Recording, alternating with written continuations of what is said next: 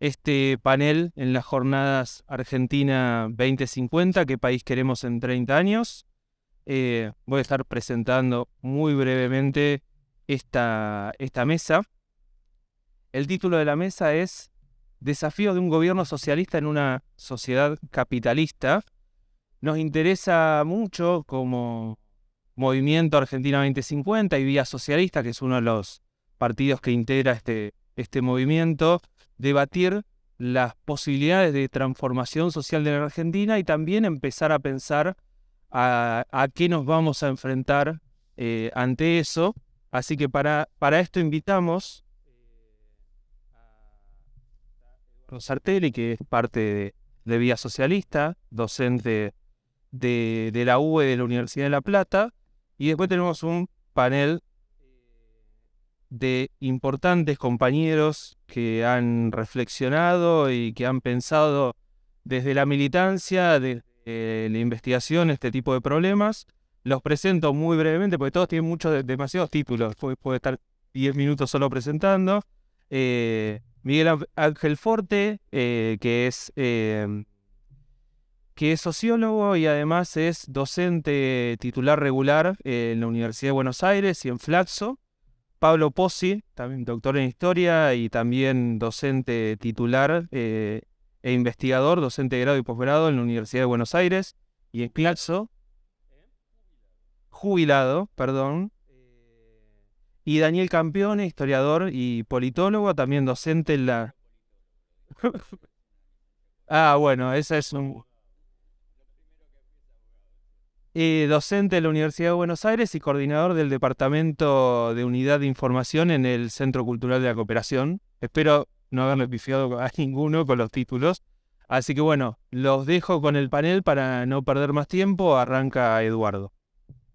Bueno, breve porque entre el calor y la necesidad de cumplir el tiempo vamos a tener que avanzar rápido. Primera cuestión. Tendríamos que pensar la izquierda por la situación del momento latinoamericano y en particular el momento argentino, un problema que hace rato que la izquierda no se plantea. No sé si se lo ha planteado alguna vez, pero sí hay algunas experiencias. Este año se cumplen 50 años del derrocamiento de Allende y creo que esa es una experiencia central para pensar este problema. Dicho de otra manera, ¿qué hay más allá del derrumbe? La estrategia socialista, históricamente hablando, la estrategia socialista real, presupone el derrumbe. Es decir, presupone que el Estado se cae o que podemos esperar su derrocamiento desde una fuerza externa. En la tradición bolchevique, una insurrección triunfante se impone a un Estado normalmente debilitado por una situación extrema.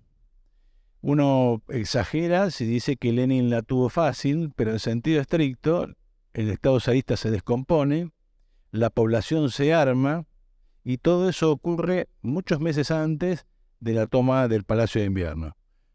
Cuando uno recorre las lecturas de la Revolución Rusa, en particular la de Trotsky, por ejemplo, da la impresión, y esa impresión es bastante certera, que todo el problema de la revolución es convencer a quien ya tiene el poder que lo use. La consigna todo el poder en los soviets es eso. Y el proceso de febril a octubre es el proceso por el cual el soviet, es decir, los obreros armados, debiera hacerse cargo del poder. De allí surge, digamos, toda una teoría acerca de la dualidad del poder y de la vida insurreccional y de la vida... de la vida insurreccional, que tiene que ver con hacer la revolución en un contexto muy particular. El Estado se derrumba. El problema del poder es un problema de decisión. En el caso de las revoluciones china, cubana, y en la variante entonces que conocemos como maoísmo o guevarismo, el Estado está en una situación compleja, no necesariamente se derrumba, pero sí es incapaz de controlar el territorio, y por lo tanto es posible armar una contrasociedad que de alguna manera tiene una sola función, que es derrocar a la sociedad oficial. Esto significa algo muy concreto. Nunca llegamos al poder por la vía de la forma de régimen político más usual de la burguesía, por lo menos del siglo XX para acá, y en particular del que estamos viviendo ahora y de que aparentemente no vamos a prescindir, a saber, la democracia burguesa. El único caso, digamos, relevante para estudiar es el caso precisamente de Salvador Allende. En este contexto, la situación varía radicalmente. El Estado no está quebrado, la población no está armada, se puede incluso llegar por los mecanismos de la democracia burguesa a una situación particularmente compleja, que es la de tener el gobierno y no tener el poder. Conclusión, lo que se nos plantea en el presente actual es o esperar el derrumbe y entonces apelar a la fórmula clásica bolchevique, eso que muchos pensamos que iba a pasar en el 2001, o estudiar la situación latinoamericana, porque es probable que nos enfrentemos a una situación que tenga que ver con eso que llamamos la situación allendista, es decir, que una fórmula de izquierda pueda conquistar el gobierno y por lo tanto tener que cumplir tareas de gobierno, llamándose así a hacer una revolución, pero no tener el poder con el cual hacerlo. ¿Por qué digo que esta situación no es imposible en América Latina de hoy? Basta ver la crisis del régimen democrático burgués en toda América Latina. El régimen democrático burgués se instaló en América Latina, en otras partes del mundo, me concentro aquí, como resultado de la crisis de la dictadura de los 70, es decir, como el mecanismo de salida después del momento más represivo de la destrucción de las fuerzas sociales que en los años 70 desafiaron al capital. En los años 70 se puso la última oleada revolucionaria del siglo XX, la última que conocemos en sentido estricto. Hay que sacar cuentas y estamos a 51 años del Cordobazo, estamos a 51, 52 del Mayo francés, estamos más o menos casi a 50, el año que viene se va a cumplir 50 de Vietnam. Es decir, ha pasado medio siglo de cualquier experiencia revolucionaria más o menos importante. Conclusión, la salida de esa situación para la burguesía significó la instalación en buena parte del tercer mundo de dictaduras militares y regímenes dictatoriales. La crisis de esos regímenes da lugar a la aparición de lo que en su época incluso se transformó en un objeto de estudio, que fueron las transiciones a la democracia. Era la forma burguesa de denominar al cambio de régimen político necesario para darle continuidad a la dominación.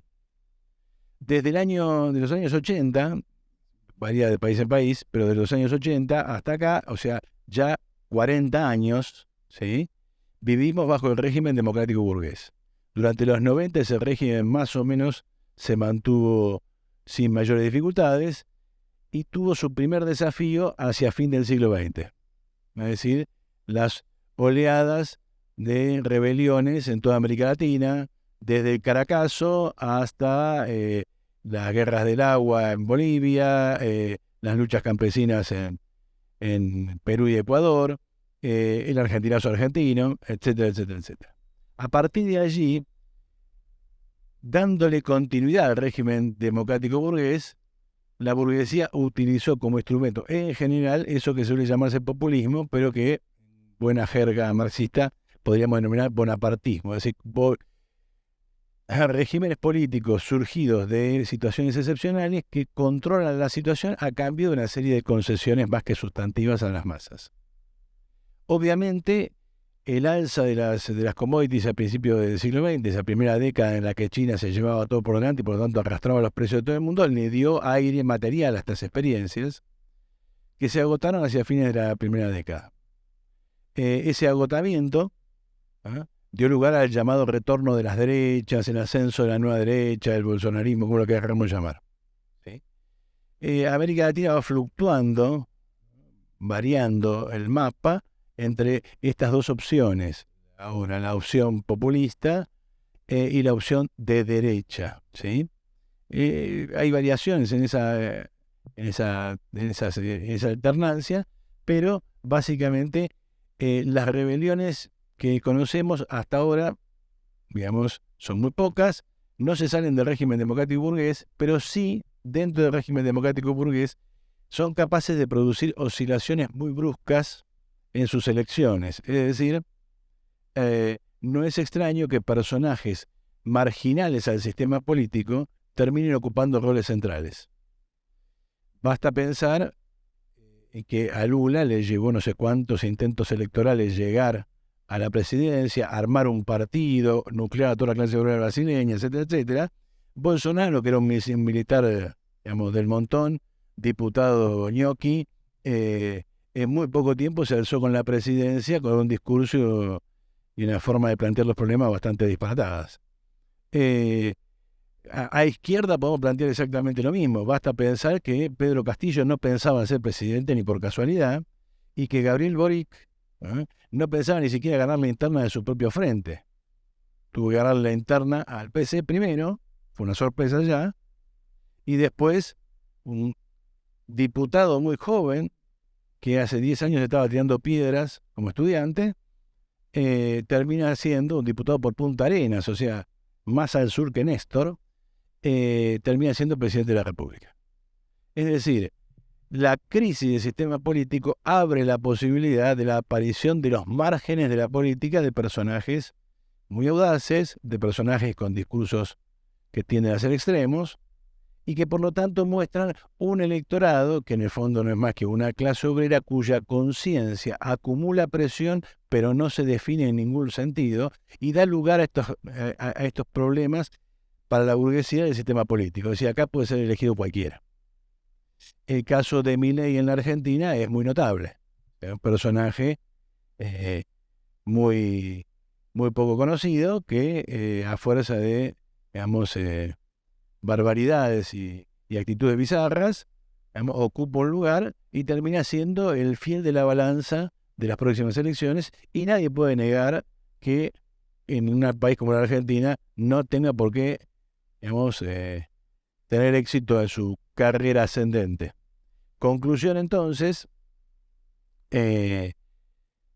una fórmula de izquierda en cualquier país latinoamericano, en la Argentina, podría tranquilamente ganar las elecciones. ¿Por qué? Porque estamos en este momento en el cual la presión social y la fuerza de las masas no se expresa como lucha callejera, como tendencia al agrupamiento político insurreccional, sino que se expresa pura y exclusivamente en este contexto. Dicho de otra manera, alguien del Caño puede ser presidente a fin de año si las circunstancias pueden darse. Alguien va a decir, esto es un disparate, pero Lula salió de la cárcel a la presidencia en cuestión de semanas. Por lo tanto, esta posibilidad de un sistema político muy, muy movido por la crisis, un sistema político muy deteriorado, puede ofrecernos algo que prácticamente la izquierda no espera.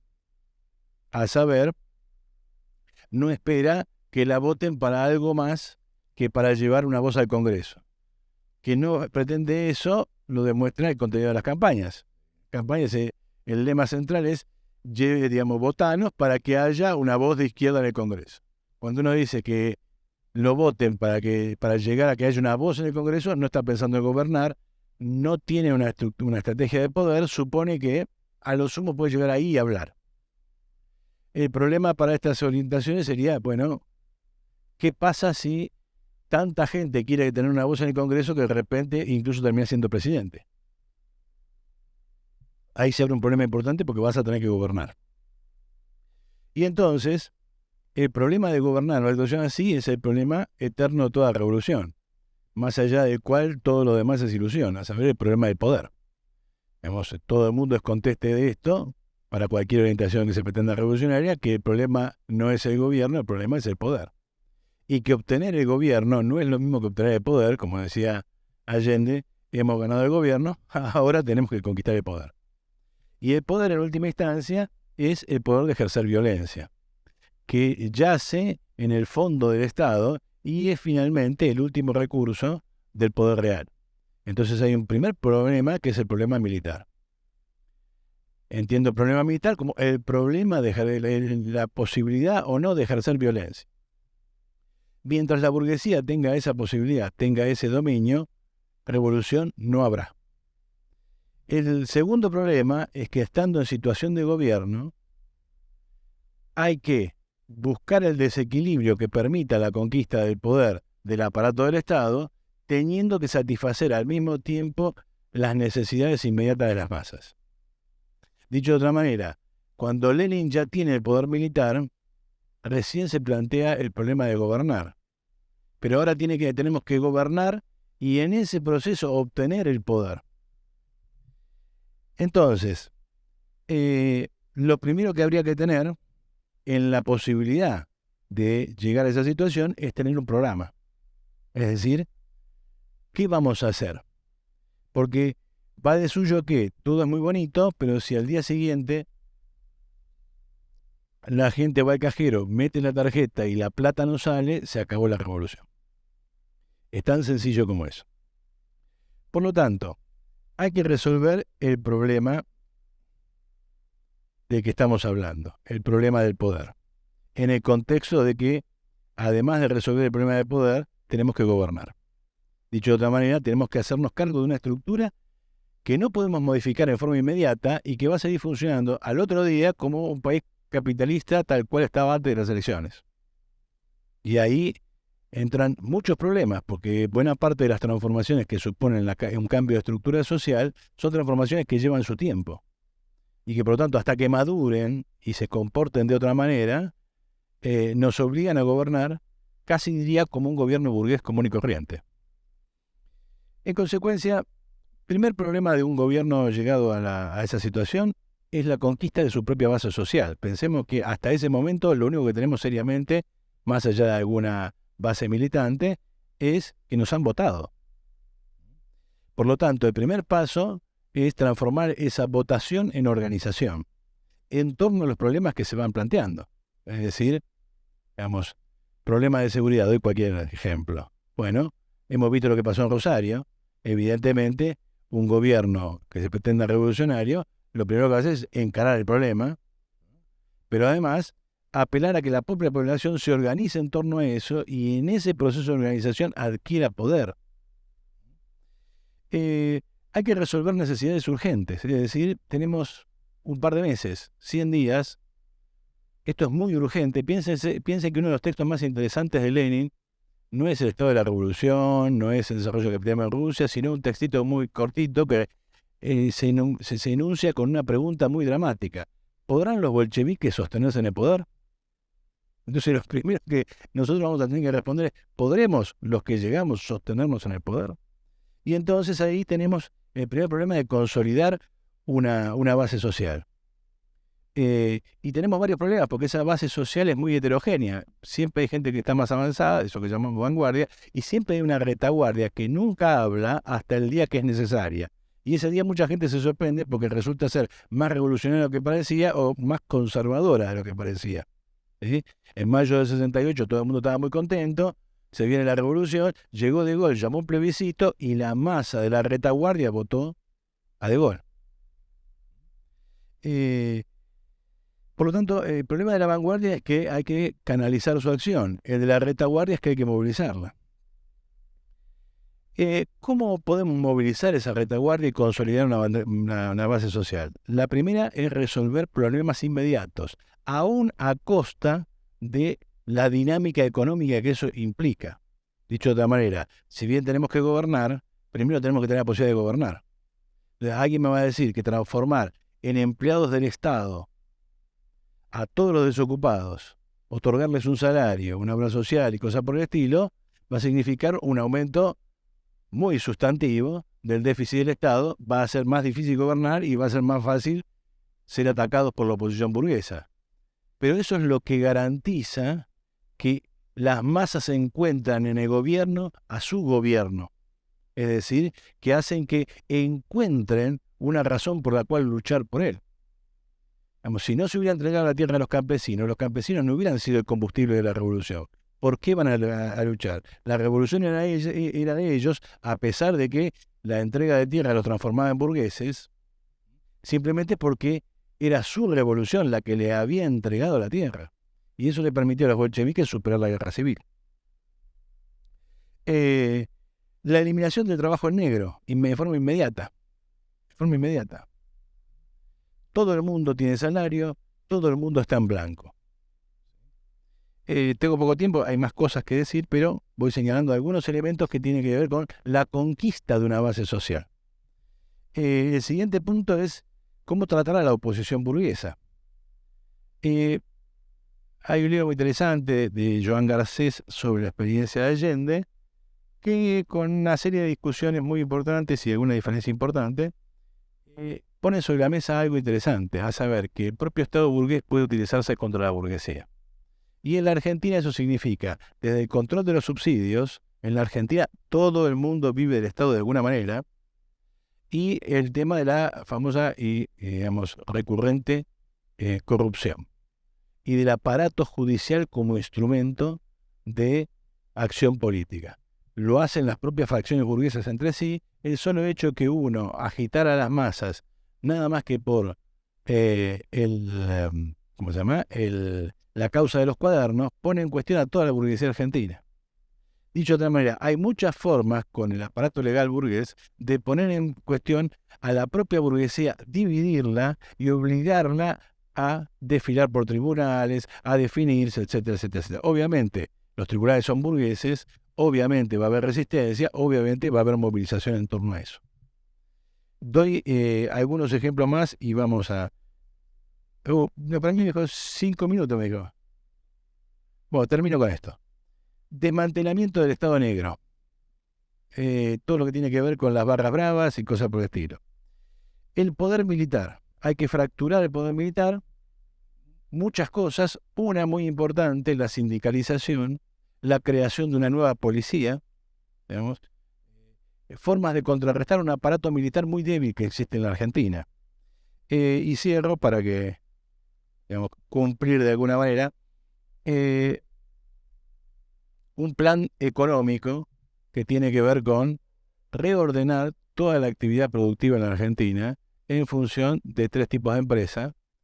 La empresa privada que funcione, sola, sin subsidios. La empresa mixta, que se hace entre las pymes y el Estado, donde el Estado es socio y propietario parcial.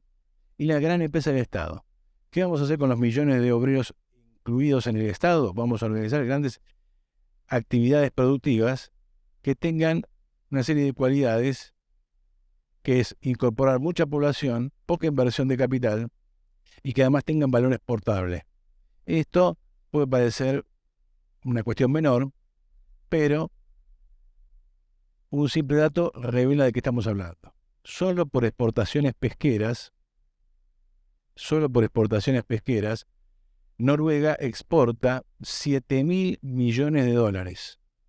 7.000. Massa entregaría a toda la familia en un paquete por 7.000 millones de dólares. 7.000 millones de dólares es 3 veces las exportaciones de carne argentina. Y estamos hablando de una industria que requiere poca inversión, que ocupa mucha mano de obra y que además puede sustituir otras cuestiones exportables. Reducir la dieta de carne en Argentina, carne vacuna en Argentina, permitiría duplicar las exportaciones de carne. Este ejemplo elemental, podría dar varios más, significa que la Argentina un gobierno puede contar en un plazo relativamente breve con 20, 30 mil millones de dólares, que para cualquier gobierno en la Argentina significa ganar muchísimo tiempo. Dicho de otra manera, no podemos llegar al gobierno y ver qué pinta. Tenemos que tener una estrategia planteada, planificada de cómo gobernar y de cómo empezar las cosas a hacer el primer día. Esta es la idea que nosotros tenemos como Movimiento Argentina 2050 y como Vía Socialista, es plantearnos la posibilidad de este problema y tratar de trabajar y dejar de esperar el milenio, es decir, dejar de esperar que la revolución baje del cielo. Bueno, eso.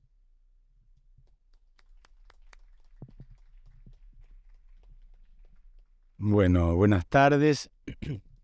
Muchas gracias por esta invitación a Razón y Revolución, a los organizadores de esta jornada, Sartelli por la convocatoria y muy contento de estar en esta mesa de amigos, colegas de tanto prestigio, con tantas ocasiones en las que nos hemos visto y compartido situaciones como esta, parecidas. Y una de las cosas, digamos, a partir de este agradecimiento que estoy haciendo es esta cosa que uno tiene de pertenecer a la izquierda, ¿no? Es decir, uno es un hombre grande, un pibe del 70 por cumplir 70, digamos, y hay una pertenencia a la izquierda que se viene como consolidando en el tiempo, ¿no? Entonces uno lo llaman para opinar o para hacer un video para alentar a algún candidato puntual. O sea, uno forma parte de una cultura de izquierda que es muy importante, como en la Argentina debe ser de los pocos países en donde hay una cultura de izquierda importante, interesante, significativa, con gente muy joven además militando en la izquierda, lo cual esa es una cuestión que a los más grandes, digamos, que estamos en esto hace bastante tiempo, nos llena de orgullo y satisfacción personal, ¿no? Y en ese sentido, digamos, esta cuestión de la pertenencia a la izquierda, que es algo que tenía que ver con esto que decía de los 70, que tenía una gran diferencia, tenía los 70 con esta época. Yo creo que yo trabajo mucho con doy clases estoy dando un seminario ahora sobre la relación entre Marx y Byung-Chul Han, ¿no? Dos miradas sobre el capitalismo. Y lo que pasa hoy es que nosotros tenemos capturada la subjetividad por el capitalismo. Este es un tema. O sea, hay una antropología capitalista, ¿no? Es decir, somos personalidades capitalistas. O sea, nuestra pertenencia al mundo tiene que ver con aceptar en nuestro modo de vida el capitalismo como tal. Es decir, tenemos un salto a la subjetividad muy fuerte para abrazar estas causas, ¿no? Es decir, entonces, esta es una complicación. Es decir, yo no viví ninguna revolución, pero viví un clima revolucionario. Es decir, ganar las elecciones. Cuando ganaba Cámpora era ir a la noche a sacar a los presos de Devoto, digamos. Había un clima revolucionario. Hoy, la democracia no es eso ya. Ha dejado de ser muy lejana esa situación. Razón por la cual estamos conviviendo con la democracia burguesa y aparece este libro de Sartelli, que he tenido el placer de presentarlo. Hemos discutido, hemos conversado, que tiene, yo diría, dos grandes cosas el libro de Sartelli, digamos. Una que yo le dije que un poco, se puso muy contento Sartelli con lo que dije, era una suerte de escribir el quehacer de nuevo, ¿no? Un poco Sartelli me hizo esa cara. Pero hay una segunda cosa muy interesante que nos convoca este libro. Es un malestar en la cultura socialista, el libro de Sartelli. Es decir, que yo he tenido la suerte, digamos, de ser candidato de la izquierda a jefe de gobierno de la ciudad, digamos, ¿no? Y me acuerdo que era una gran satisfacción recitar el manifiesto comunista en el subte, ¿no? Pero ante preguntas elementales, como ¿qué haces al otro día que ganás? Yo decía sacar a la gente a la calle para garantizar el triunfo, lo cual es la primera medida, como hace un rato lo dijiste vos, ¿cómo hacer para que el cajero automático tenga la guita de los empleados públicos y los empleados en general? ¿Cómo hacemos para eso? ¿Cómo garantizamos el desorden, que es una revolución, porque ganar las elecciones, un partido de izquierda, pensando en la experiencia de Allende, que es lo que tenemos más al alcance en esta circunstancia de la democracia hoy, digamos, sería revolucionar. La revolución siempre es un estado incierto. No sabemos qué va a pasar con la revolución.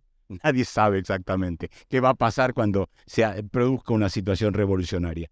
Pero sabemos que tenemos que seguir apostando a ese movimiento de las masas desordenadamente. Y en ese sentido, además, tratar, por ejemplo, de algo que es fundamental para la historia del socialismo, después del capitalismo, es desarrollar con todo las fuerzas productivas y poner en funcionamiento todas las capacidades que tenemos en la Argentina para exportar tecnología, por ejemplo, ¿no? Que es un aspecto central. Pero tenemos que desarrollar fuerte las fuerzas productivas. Hay un montón de pibes, lo que llamo el proletariado de la nube, ¿no? Que están laburando muy bien pagos con empresas que son multinacionales y socialdemocráticas por todo el funcionamiento interno que tienen esas empresas, pero que además hay un paro de esos pibes y no tenés carne ni en el Carrefour porque se derrite porque paran los frigoríficos, digamos. tenemos mucho potencial, esto es una cosa que el libro de Sartori aparece reiteradamente, tenemos un gran potencial para ponernos, digamos, y seguir desarrollando esa fuerza productiva que tenemos que seguir desarrollando con esta hipótesis que plantea Eduardo, que es que vamos a emplear a todos los desocupados, vamos a anular los planes, digamos, y vamos a hacer que sean trabajadores del Estado en función de un proyecto altamente productivo. Entonces, en este sentido, digamos, la idea de la importancia que tiene trabajar sobre estos postulados que nos plantea Eduardo, por eso decía que además el libro de Sartori es muy interesante porque nos lleva a repensar nuevamente algo tan significativo como es la historia del capitalismo en la Argentina, ¿no? que tenemos sobreentendidos culturales. Por eso yo dije que el libro de Sartori también es un malestar en la cultura socialista, porque hay un montón de sobreentendidos sobre la historia del capitalismo en la Argentina.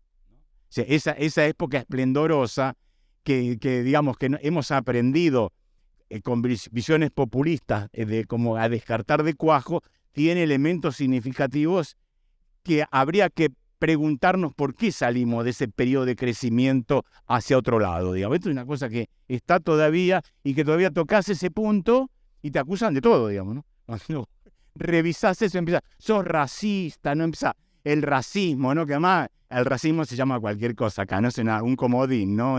Racista, ¿no? Claro, sí, es un poco esto. Es decir, que a mí lo que me, digamos, insisto con esto, cuestiones. La cuestión que a mí, digamos, me gustaría que conversemos, discutamos y analicemos es esta situación en que, por un lado, tenemos que gobernar y hacer posible que se desarrollen las fuerzas productivas, generar un crecimiento económico para una mejor distribución, que la gente esté mejor, digamos, que es una cosa que es inexorable, digamos, en un país que tiene, ahí está el amigo Salvia, ¿no? Hablando de la pobreza, seguramente un país que tiene 60% de pobres, y que a su vez el imaginario social dice que los pobres son responsables de su pobreza. Entonces, ahí también hay que trabajar en la conciencia fuerte y eso es una tarea de cualquier agrupación de izquierda socialista. Que por otra parte también hay un amigo también de la izquierda que es Pablo Bonavena, que dice algo con lo que yo en gran parte estoy de acuerdo, que dice, la izquierda tiene que achicarse. Esto es, ¿qué quiere decir achicarse? No puede haber tanto estímulo de izquierda para la sociedad y que la sociedad tenemos que tratar de hacer una oferta atractiva para la sociedad. Este es un punto. No pueden, digamos, es decir, nosotros tenemos algunos grandes problemas, digamos, en nuestra formación cultural de izquierda. A nosotros nos gusta mucho Gramsci, porque Gramsci encaja bien con los populismos, vamos a ser sinceros, ¿no? Podés agarrar a Chávez, podés agarrar a Perón, digamos, ¿no? Gramsci es no Gramsci, sino el dispositivo lacloiano, digamos, ¿no? Decir, bueno, las identidades, no importa la clase obrera. Entonces, le vendió eso a todos los populismos de Latinoamérica, muy inteligente. Pero por eso mismo que a nosotros nos cuesta más todavía, porque tenemos que diferenciarnos de esas posturas populistas bajo el paradigma de la izquierda que se presenta. Es otro tema. Entonces, nosotros somos socialistas, ilustrados. Queremos producir una gran transformación en la Argentina, pero a su vez tenemos que producir esa gran transformación al tiempo que tenemos que garantizar que, como decía, al otro día siga el capitalismo. Lo cual es todo un desafío que yo termino acá, dejo abierto estos interrogantes, que yo tengo más preguntas en realidad que respuestas, y subrayando la importancia que tiene dentro del socialismo, dentro de la cultura socialista, este texto y esta convocatoria que nos hace Sartori sobre pensar en la Argentina 2050, que para mí es una eternidad. Bueno, muchísimas gracias por la invitación y seguimos conversando.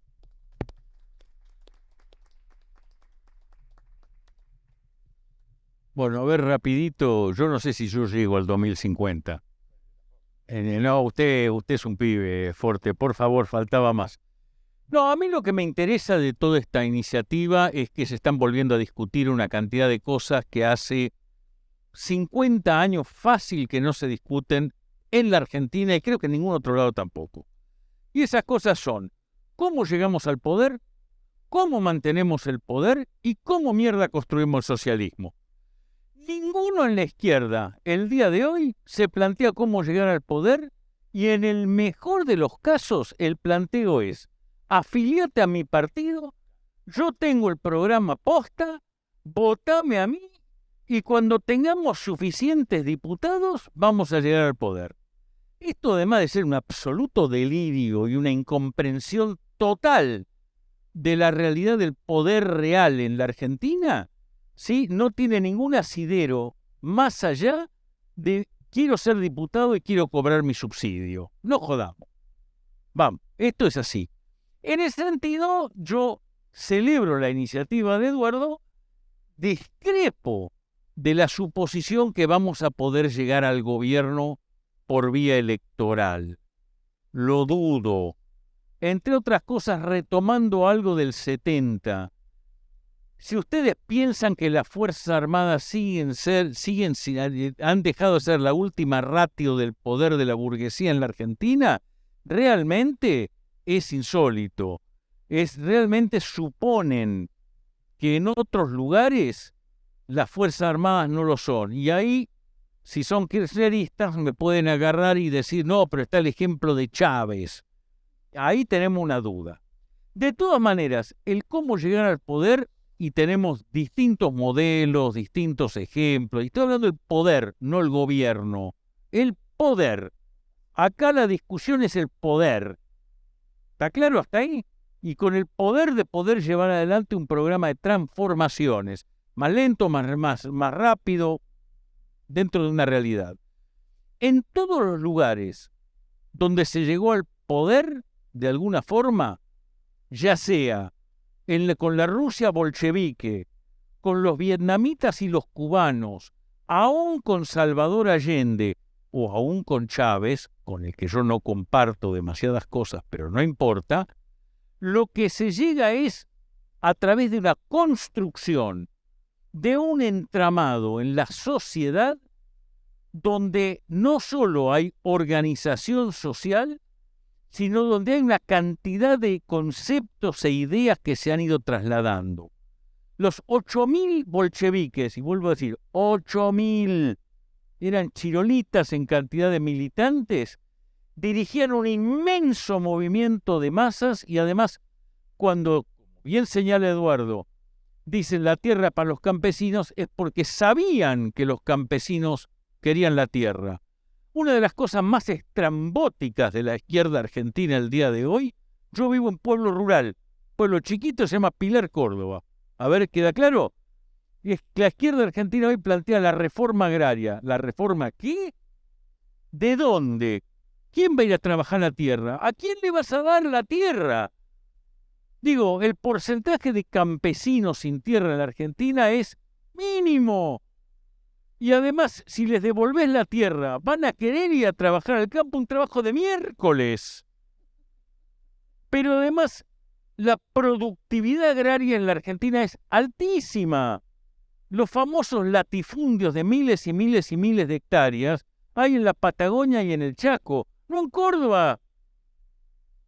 Vuelvo a decirlo, no en Córdoba. ¿Está claro? Por eso lo que tenés son los pulpos ojeros, que lo que hacen es arriendan una cantidad de cosas y pagan millones a los tipos que son dueños de 200, 300, 400 hectáreas. Eso pasa en mi pueblo, por lo menos. Un tipo que tiene tambo tiene 50 hectáreas. Entonces, esta imagen que tenemos de la Argentina de 1930 y 1920 no existe más, como no existe más la industria de 1970. No porque desapareció, sino porque se ha redistribuido. Todo pueblo del interior tiene sus fábricas. Mi pueblo tiene unos 15.000 habitantes. El de al lado, Río Segundo, tiene unos 25.000. Yo calculo que debemos tener 6.000, 7.000 obreros industriales. Y no hay un militante de izquierda organizando a nadie de esa gente. Porque como el eje es la elección, y vótenme a mi diputado, el eje no es la clase obrera. Entonces no la buscamos. En esto nos hemos alejado de esas tradiciones, ya sean bolchevique, vietnamita o quien te guste, donde se mandaba el militante a donde estaba la gente, Yo tengo un ejemplo ahí, con eso y paso al siguiente punto. Mi ejemplo es, un día armamos una charla en el pueblo. La trajimos a Liliana Olivero, diputada de izquierda socialista por la provincia de Córdoba. ¿Está claro hasta ahí? Termina el coso y viene el tipo que la acompañaba, que era el secretario de Liliana, y me dice, ¿y usted quién es? Yo me quedé mirándola, digo, soy el pelotudo que te organizó el acto. Ah, qué interesante, me dice, qué bien, cómo no. ¿Por qué no te venís y charlamos? ¿Te venís a dónde? ¿A Córdoba? ¿Vos querés que yo me acerque a escuchar tu propuesta y vos querés que yo vaya a verte a vos a tu oficina? Manga de burócrata. Eso no es la tradición de izquierda. Esa es la tradición de un ñoqui asesor de un diputado. Podría habérmelo dicho un radical o un peronista. ¿Está claro hasta ahí? Esta es la nueva cultura de izquierda. Entonces hay que deshacerse de eso y reconstruir y darnos cuenta que nuestra izquierda es muy poco izquierda. Habla de Marx, pero no ejerce. La izquierda es una guía para la acción, decía Lenin. La izquierda es un trabajo gris y cotidiano, y nosotros buscamos salir en los medios. Segundo punto, ¿cómo mantener el poder? Tenemos un montón de ejemplos. O sea, Eduardo cita a Salvador Allende, me parece un ejemplo clave y bien interesante. Pero los bolcheviques mantuvieron el poder. Guerra civil. Digo, hablamos de los bolcheviques, nos olvidamos de la guerra civil. 17 países los invadieron. Los vietnamitas mantuvieron el poder. Guerra con el imperialismo francés, con el imperialismo norteamericano, años de guerra. Totalmente. Los cubanos mantuvieron el poder. ¿Sí? Si le gusta otra vez, Chávez mantiene el poder. El chavismo. Otra vez, no como a mí me gusta, pero frente a una agresión despiadada, mantiene el poder. Cada uno con métodos y formas distintas, todo ello basándose en la movilización y la organización de la gente. Y acá viene el kit de toda la cuestión esta y nuestra parte del problema. Suponiendo que llegamos al poder, suponiendo que mantenemos el poder, ¿qué miércoles hacemos con el poder? Porque acá tenemos varios ejemplos. Yo traía un par de estadísticas así generales y rapiditas. La Unión Soviética fue un éxito o un fracaso en desarrollo de fuerzas productivas. Les digo, un éxito espectacular, pero no bueno, espectacular. La tasa de crecimiento histórico de la URSS era 8,8% anual. Bueno, ni Japón igualó esa tasa de crecimiento. Si en la década del 80 la URSS producía 80% más de acero, 78% más de cemento, 42% más de petróleo, 55% más de fertilizantes y el doble de hierro de Estados Unidos. Producía 275.000 ingenieros titulados frente a 50.000 de Estados Unidos. Había hecho logros sociales, bienestar social, jubilación a los 55 años, pleno empleo, licencia por maternidad con salario de 20 meses, acceso gratuito a la educación, sanidad y cultura, bla, bla, bla, bla, bla, bla. Y entonces, ¿cómo es que se fue la miércoles? Digo, la pregunta de cajón es si no fue tan bien, ¿qué pasó? Y lo que pasó es muy simple en torno a esto. Tuvieron desarrollo por fuerzas productivas, pero no construyeron el socialismo. Vamos a decirlo bien. A ver, no solo hay que construir las fuerzas productivas, sino ¿para qué lo hacemos? El eje nuestro debería ser el ser humano. Yo no soy socialista, yo soy comunista, y lo digo sin asco y sin miedo. Está claro, es rojo. Porque el eje acá es el ser humano en la construcción de nuestro poder. Si el ser humano, creo que eso es parte de lo que apunta Eduardo cuando dice tenemos que darle cosas que necesitan, si van al cajero y no hay plata, se arma un queso. Tienen razón, absolutamente. Pero si nosotros hacemos una escuela, si construimos una fábrica nueva, si decidimos la exportación de pescado en vez de la exportación de carne, es porque es mejor para la gente, no simplemente una tasa de crecimiento más alta. ¿Se entiende eso? De la misma manera que tenemos que repensar la universidad. Yo he sido profesor de la Universidad de Buenos Aires un montón de años, demasiados, harto. ¿Está claro? No tenemos que pensar para qué producimos historiadores. No a la Bartola, sino cuántos sociólogos. Yo creo que tienen que ser muchos menos, no necesitamos tantos sociólogos, por favor. Dicho eso, Lo mismo un montón de otras cosas. ¿Qué tipo de médicos? ¿No? Ninguna de esas discusiones está dentro de lo nuestro. ¿Qué es la medicina socialista? A ver, ejemplos puntuales. Los PC, otra vez no santos de mi devoción, tenían equipos de profesionales que planteaban y discutían todas esas cosas. Uno de los problemas centrales lo plantean Harry Magdoff y Paul Baran de la gente de Monthly Review, hace ya más de 70 años, allá en 1950.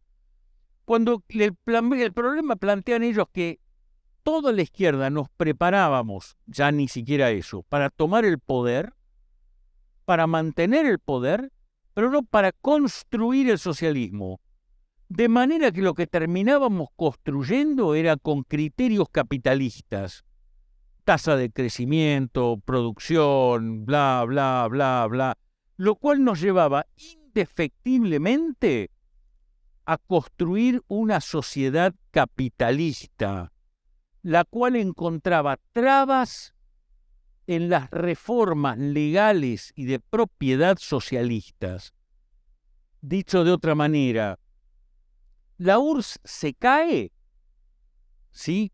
Porque la burocracia soviética encontraba a la URSS como un obstáculo para convertirse en burguesía lisa y llana.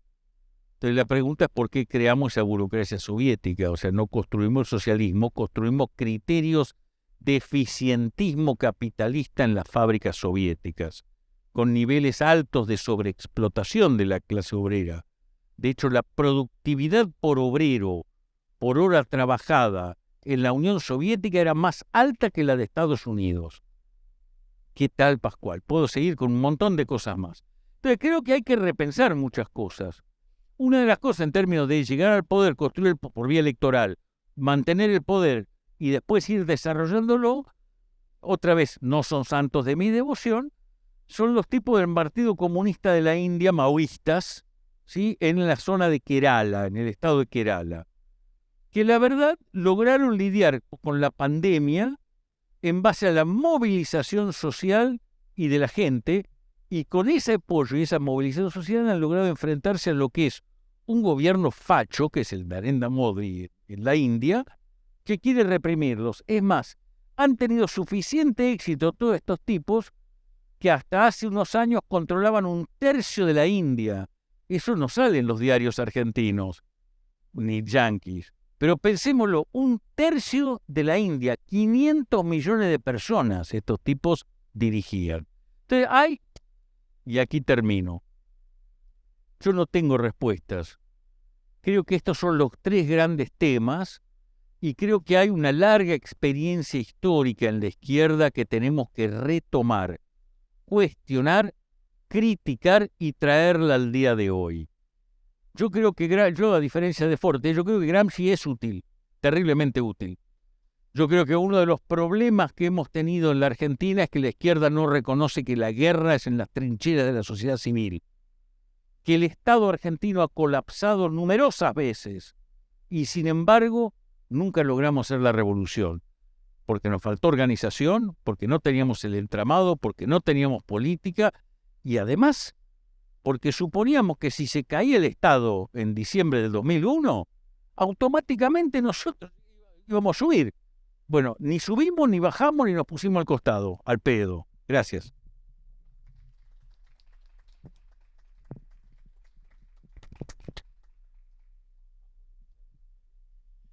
Buenas tardes a todas y a todos, como se suele decir ahora. Muchas gracias por la invitación a Eduardo Sartelli, con quien hacía varios años que no nos veíamos, después de un tiempo en que nos veíamos un poquito más seguido. Y le quería agradecer mucho también a Gonzalo Sanservino, que fue el que me transmitió concretamente la invitación y se bancó todo el intercambio de mails y de observaciones al respecto. A mí me parece que indudablemente es muy importante discutir al menos el mediano plazo. 2050 es, en una perspectiva histórica, mediano plazo, no más que eso. Me parece que eso es una toma de posición ya, como acá se ha dicho, lo marcaba mucho Pablo y los demás también, es una toma de posición fuerte hoy, porque estamos presos de el predominio de lo coyuntural en el más estrecho sentido del término sobre lo estructural, de lo táctico sobre lo estratégico, del análisis electoral y las especulaciones al respecto que taponan las discusiones políticas más profundas. No vale abundar sobre esto porque ya Pablo fue bastante enfático al respecto. Y se necesita un programa, una perspectiva para la izquierda en el mediano plazo, y en el corto también, por supuesto, porque si no lo va a poner la burguesía. La burguesía tiene una propuesta para la izquierda, una minoría parlamentaria que tenga un pequeño bloque de diputados, que tenga una presencia discreta en los medios y que por lo tanto sea una gran herramienta, o al menos una herramienta, no sé si gran, para exhibir la tolerancia, la amplitud, el valor de este sistema, la democracia burguesa, que como nos siguen repitiendo, será muy malo, claro, con excepción de todos los demás existentes. Claro, no es mío, es cierto. Claro, de hecho. Me parece que ese nicho, ese cajoncito que le tiene preparado la burguesía argentina, que creo que la burguesía argentina dista de tener claro ninguna perspectiva programática, ni económica, ni política, ni social.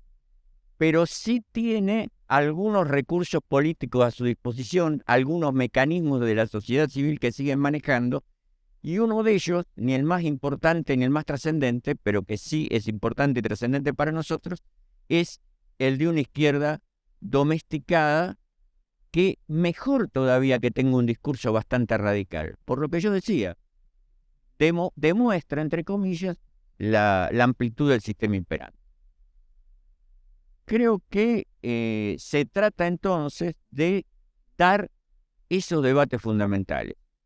Pablo me hizo acordar cuando lo mencioné, ¿no? Yo fui militante del PC y me acuerdo en el mismo momento, en las librerías del PC, títulos como Argentina, el país que tenemos, los cambios que necesitamos, una respuesta para el agro argentino, Argentina y el problema. Después, disparates de órdago, porque hablando de los cambios de época, el PC en los años 70, 80, hasta el famoso y malogrado viraje de 1985, 86, 87, proponía un campo, diagnosticaba más que proponía un campo feudal, una burguesía nacional donde podía haber aliados importantes para un proyecto de desarrollo, pero todo el tiempo producían, dialogaban, capacitaban en torno a los problemas estratégicos, con todo lo estrecho o desfasado que pudiera ser esa visión, pero estaba la preocupación como central. Y cuando se hablaba de economía, no de finanzas. Y esto era general, excedía el campo de la izquierda. Cuando se estudiaba geografía económica, hablábamos de la ganadería, la agricultura, la industria, y no de la tasa de interés, la deuda, el esfuerzo de Sergio para controlar los precios, etc. Era otro el clima. Y creo que es muy importante trabajar para al menos ese cambio de clima. Otra cuestión que podrían plantearse discrepancias importantes entre la gente que entiende del tema, no es mi caso, pero el proyecto de Argentina 2050 se atreve a ir en contra del sentido común de buena parte de la izquierda actual. Y eso, aunque sea como signo de coraje intelectual, vale la pena. ¿Por qué? Salgamos a discutir en todo caso lo impropio, inadecuado, utópico, lo que se quiera discutir, pero discutamos en torno a Argentina 2050 y discutamos de economía, de sociedad, de cultura y de política en serio, y de educación y de salud, por supuesto. Así que valoro ese espíritu de ir a contracorriente, por las mismas cuestiones que ya se mencionaban acá, ¿no? Seguir hablando de reforma agraria, etcétera, estamos en problemas. A mí me parece, quizás por la estrecha razón de que trato a veces de ocuparme de algo de eso, a mí me parece que hay otra discusión fundamental que se necesita dar seriamente, que es la discusión de la democracia burguesa como tal, pero de qué democracia se propone desde la izquierda. Porque si no nos quedamos en la profundización, en el completamiento, en la impugnación enunciativa de la democracia burguesa, pero que no ataca en serio, y tenemos una democracia burguesa que se cae a pedazos, que se podría hasta decir en ciertos aspectos que no merece tal nombre.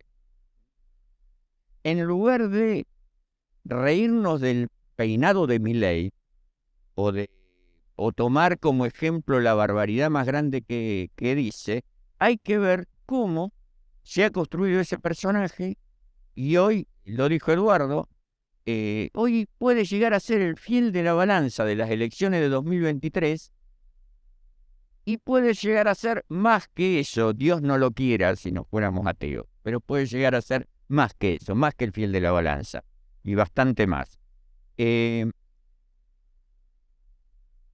Yo tengo mis dudas sobre el tema, quizás por no haberlo entendido, no haberlo leído a fondo, pero tengo mis dudas sobre el momento allendista. Por una razón.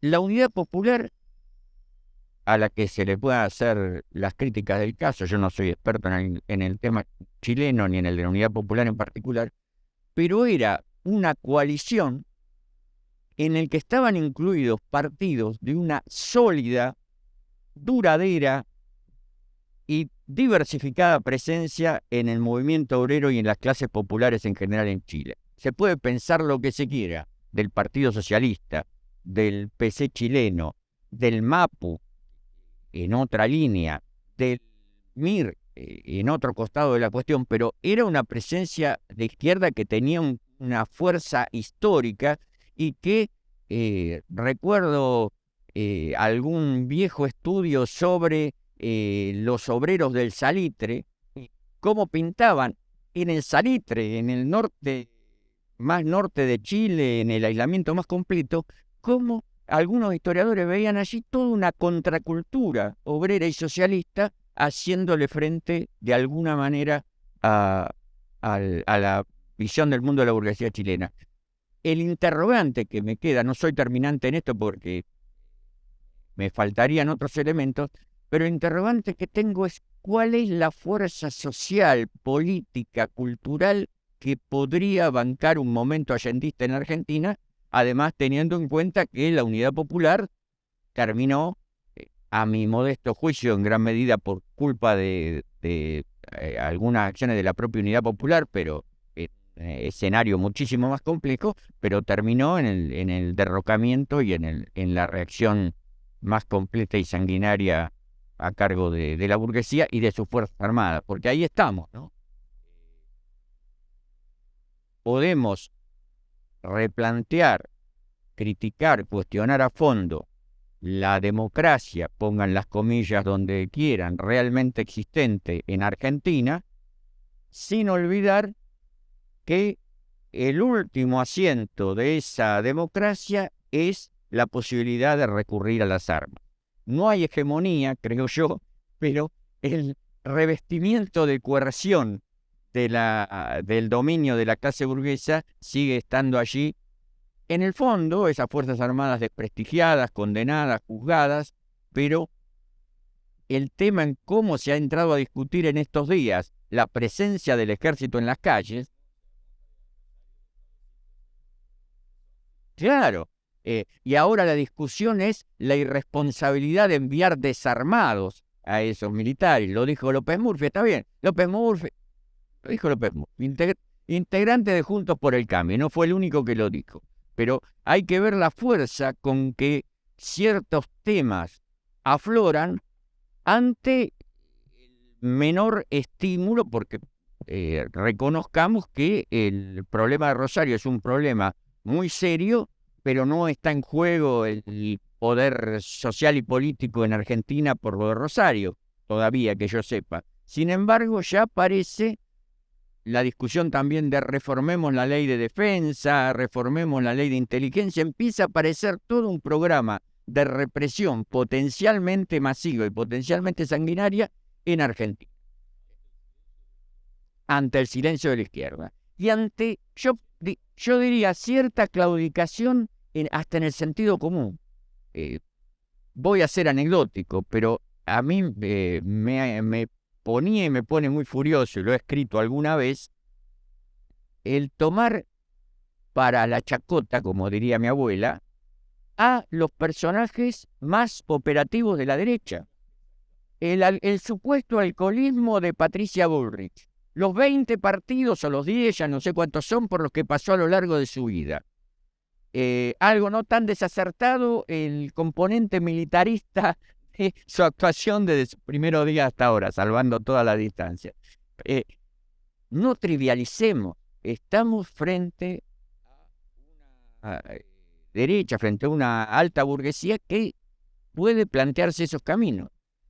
Creo que fue el jueves, el documento de la Asociación Empresaria Argentina. Seguramente Eduardo y los que son más afines a la economía que yo tendrán una interpretación mucho más completa, pero vuelven a plantear un programa, por llamarlo de alguna manera, que de ninguna manera pasa sin represión masiva, sin una acción destructiva sobre la clase obrera y los sectores populares argentinos. El planteo sigue siendo barrer los impuestos directos, suprimir las retenciones, cualquier mecanismo de control estatal, arrasar, suprimir el déficit fiscal bajando impuestos a los empresarios, en fin, algo atroz. Y ahí está. Y son los conglomerados económicos, hasta lo poco que yo sé del tema, algunos de los conglomerados económicos más grandes de la Argentina que están ahí. Desde Clarín, Techín y los menos famosos que eso, pero también poderosos. Para terminar, no sé cuánto tiempo llevo. Bueno, para terminar entonces, vuelvo a lo que dije al promediar. Demos la discusión sobre Argentina de 2050 y demos la discusión sobre la democracia. No le regalemos, entre otros obsequios, a la burguesía el supuesto de que lo que tenemos es una democracia y que necesitaría más contenido social, necesitaría una cierta radicalización, necesitaría un nivel de movilización un tanto mayor, etc. Tenemos hoy, por ejemplo, y con esto cierro, una fuerza política, una coalición, porque ahora ya no tenemos un bipartidismo, sino un bicoalicionismo, que en muchos aspectos es peor. Se podría hablar mucho de esto. Pero tenemos la coalición gobernante, coalición bastante poco coaligada, más bien es una fuerza con satélites bastante inoperantes, pero tenemos a una coalición gobernante que se proclama nacional, popular y progresista, y que le damos el obsequio de que no le tenga que explicar seriamente al pueblo argentino por qué desde 2015, y muy probablemente esto se repita en 2023, llevan o intentan llevar a la presidencia de la nación a candidatos que, cualquiera sea el significado que le demos a nacional, popular y progresista, a mí me parece, al menos desde el punto de vista del discurso político, de las acciones concretas también, que no son ninguna de las tres cosas. Y allí está, ganando las elecciones o con esperanza de perder por poco, como se diría en el fútbol. Tenemos que dar ese tipo de discusión. Yo creo que pensar en un proyecto socialista es indispensablemente también pensar en democracia socialista, no jamás en socialdemocracia, porque está tan subvertida la cosa que cuando se habla de democracia socialista se piensa en fuerzas que acepten como horizonte indiscutible de la época la democracia burguesa y que le sumen algunas inquietudes sociales, tema que por otra parte atrasa décadas, y si no veamos los engendros social neoliberales que se han vivido en el mundo en estas últimas décadas. Tenemos que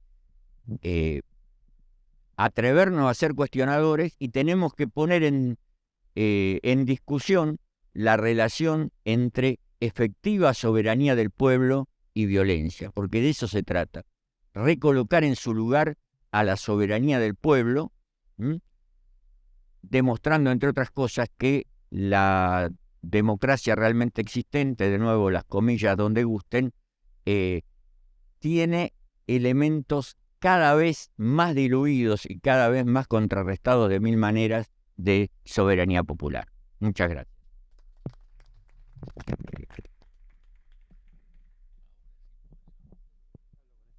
Bueno, abrimos una ronda de preguntas para después dar paso nuevamente a los panelistas, así que quien quiera preguntarle, alcanzo el micrófono. Yo quería aprovechar, ya que estoy, para decir algunas cosas que fui pensando cuando hablaban los compañeros, ¿no? Dos cosas que me parecen importantes. El tema... Sí, en realidad son unas reflexiones con dos cuestiones. Una es cómo en realidad la democracia neoliberal supo cooptar toda la lucha por las identidades que encaró la izquierda. O sea, neutralizó todo lo que tiene que ver con la historia de la clase obrera y la izquierda vía las identidades, que es un problema tremendo porque desde el punto de vista sociológico es imposible orden social alguno si cada identidad genera un reservorio moral para sí mismo. Es imposible una moral colectiva con morales particulares, es imposible, es insostenible, digamos. Entonces, eso es un tema, ¿no? Pero claro, el neoliberalismo es bárbaro. Cada identidad neutralizás a la izquierda en ese discurso y encargate del problema de las identidades. Lo da, pues lo concede el aborto, concede, digamos, no es que no concede. Eso por un lado. Y después, a propósito de lo que decían de la derecha, y algo que dije yo al comienzo, el tema cómo captura la subjetividad la derecha. Vos vas a cualquier lugar, a mí me encanta hablar con la gente, hacer quilombo en los negocios, qué sé yo, ¿no? La gente habla como si realmente fuese una alta burguesía. Hablan, o sea, ven la colonización de la conciencia, la ideología de la clase dominante, lo ves en el diario. No es decir, la culpa tienen los pobres, hay que hacer esto. Tienen la receta de Milei en la fiambrería de la esquina de tu casa, digamos. Entonces, con estos elementos es muy difícil trabajar porque además tiene toda una presión mediática, ¿viste? Digamos, la verdad revelada que están todas estas recetas. No, eran dos cosas que pensé a partir de los discursos de mis compañeros, ¿no? Pero bueno, ahora dejo abierto. Bueno, aprovechen para hacer alguna pregunta, si no, les doy una segunda ronda. Ahí por allá.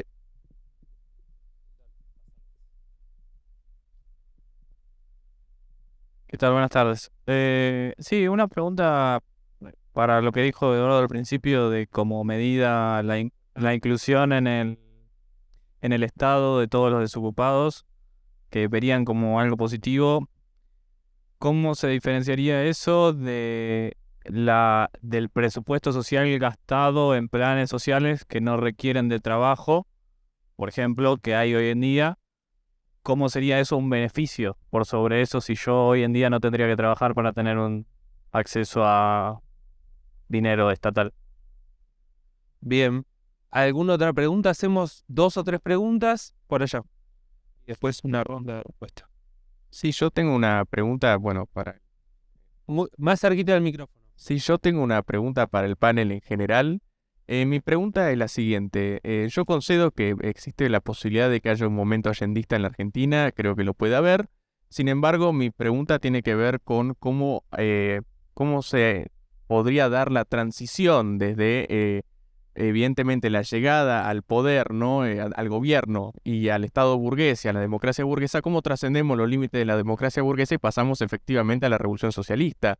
O sea, cómo armamos al pueblo, cómo lidiamos con la oposición burguesa, cómo hacemos para, evidentemente, trascender los límites de la legalidad que marca, que dictamina, por ejemplo, la Constitución de la Nación Argentina. Entonces, mi pregunta es esa. ¿Alguna pregunta más? Bueno, Pablo ya contestó, así que ya lo... Ya su... ¿Hay alguna pregunta más? Si no, damos paso ahí. Quería consultar, ¿escucha?